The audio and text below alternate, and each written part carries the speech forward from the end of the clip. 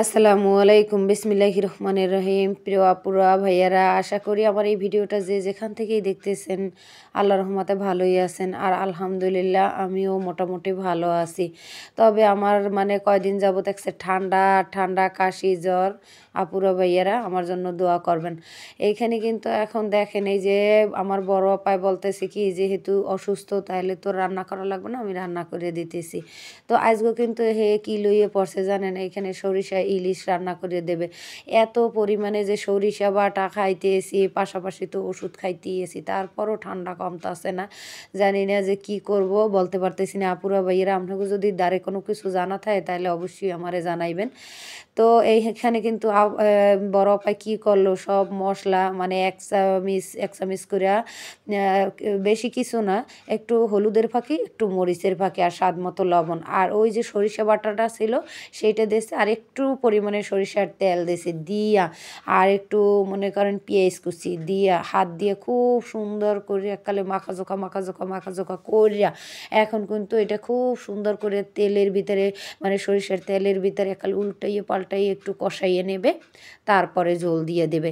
এই মাখো মাখো ইলিশটা খাওয়া যে কি মজা! আপুরা ভাইয়েরা, যারা এখনও একবারও ট্রাই করেন নাই, হ্যাঁ অবশ্যই কিন্তু বাসায় ট্রাই করে দেখতে পারেন যে কেমন মজা লাগে। আমার কাছে তো সেই লাগছে ঠান্ডা ঠান্ডা, তার ভিতরে যদি মনে করেন সরিষা ইলিশ থেকে থাহে, তাহলে তো আরও বেশি ভাল লাগে। মাইয়ে পোলার এককালে রুচি নাই মোটে, হেরা খালি এইটা থুয়ে ওইটা খাইবে, ওইটা থুয়ে ওইটা খাইবে। নিজের মতো করে রান্না করতে পারতেছি বা করি বা খাওয়াই, তারপরও তাকে কাছে ভালো লাগে না। কিন্তু মাঝে মধ্যে দেখা যায় যে অন্য মানুষের হাতের রান্না যদি খাওয়া যায় তাহলে একটু ভালো লাগে। আর এই আপার কথা আর কি কম, এ তো সারাক্ষণ এই আছে, যদি কোনো কিছুর কথা কই তাহলে তো হে সব সময় চিন্তা করে, আল্লাহ রে আল্লাহ, কখন কি খাওয়াইবে, কখন কি করবে। আপনারা সবাই আমার এই আপাটার জন্য দোয়া করবেন। তো এইখানে কিন্তু এই দেখেন মাছটা খুব সুন্দর করিয়া করিয়া উল্টাইয়ে পাল্টাইয়ে তারপর করে নিতেছে। এখন কিন্তু এখানে সামান্য পরিমাণে কতটুকু ঝোলের পানি দিয়ে দেওয়া হইবে। আর এইটা রান্না করা কিন্তু খুবই সহজ, কিন্তু খাইতে কিন্তু অনেক মজা। পুরা ভাইয়েরা, আপনারা যারা বাসায় এখনও কোনো সময় এইভাবে রান্না করিয়া খান নাই, তারা অবশ্যই ট্রাই করবেন। অনেক সময় দেখা যায় যে সরিষা তারপরে মশলা টশলা আগে কষাইয়া তারপরে মাছটা দিয়া ছাড়িয়ে দেওয়া হয়, কিন্তু আজকের যে রান্নাটা এটা কিন্তু সম্পূর্ণই ভিন্ন রকমের।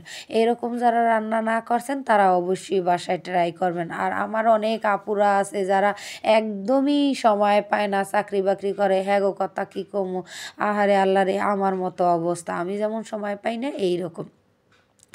আপনাদের সাথে বক বক করতে করতে করতে করতে দেখেন মাছটা কিন্তু রান্না করা শেষ একবারে। এখন কিন্তু এইটারে নামাই নেবে বাটিতে করে, তারপরে শেষে আপনাদের এইটার লুক দেখাইতেছি যে কেমন হয়েছে। আপুরা ভাইয়েরা, হাত দিয়া অসুস্থ তো, আর ক্যামেরা ধরতে গেলে মনে করেন নাড়াচাড়া কয়, তবে ভুল হয়েছে, স্ট্যান্ডে বসাই দেওয়া লাগতো। যখনই কোনো সময় এরকম আপার বাসায় যাই তখনই এরকমটাই হয়, কারণ কথায় যে এত ব্যস্ত পড়ি, এই সময় আর খেয়ালই থাকে না যে ক্যামেরা কোন জায়গা আর স্ট্যান্ড কোন জায়গা। তা এরকম কিন্তু হইয়া যায়। আপুরা ভাইয়েরা, আপনারা কিছু মনে করবেন না।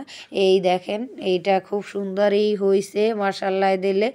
এইটার চেহারা শান্তি এককালে কিন্তু খারাপ হয় নাই দেখতে, আর খাইতে কিন্তু মাশাআল্লাহ দিলে এককালে অনেক মজা, সেই লেভেলের মজা। আপুরা ভাইয়েরা, আপনারা কিন্তু অবশ্যই এইভাবে ট্রাই করতে পারেন। আর এইখানে কিন্তু রান্না করা হয়েছে পানি ডাইল, ইলিশ মাছ, এই যে যেটা রান্না করা হয়েছে, আর এই যে পাতাকপি ভাজি, এই সামান্য গরিবানা